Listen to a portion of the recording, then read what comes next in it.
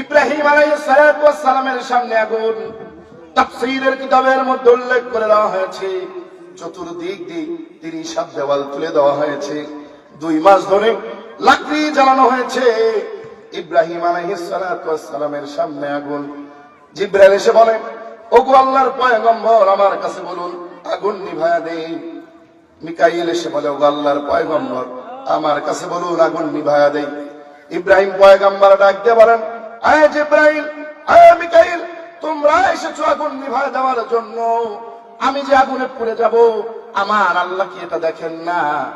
আমার আল্লাহ যদি চায় আমি এই আগুনের মধ্যে পুড়ে যাই, আমি ইব্রাহিম আমার আল্লাহর ভালোবাসা পাওয়ার জন্য একবার নয় 1000 বার এই আগুনের মধ্যে পড়তে প্রস্তুত। ইব্রাহিম আলাইহিস সালাম আগুনের পরীক্ষায় ফার্স্ট ক্লাসে গেলেন। এগুলো ঘটনা আপনারা কিন্তু জানেন, প্রচুর শুনেছেন, কিন্তু বলার উদ্দেশ্য কি? আমরা আল্লাহকে ভালোবাসি, আল্লাহর ভালোবাসা আমাদের অন্তরে কেমন, আর তারা আল্লাহর ভালোবাসা পাওয়ার জন্য কি করছে।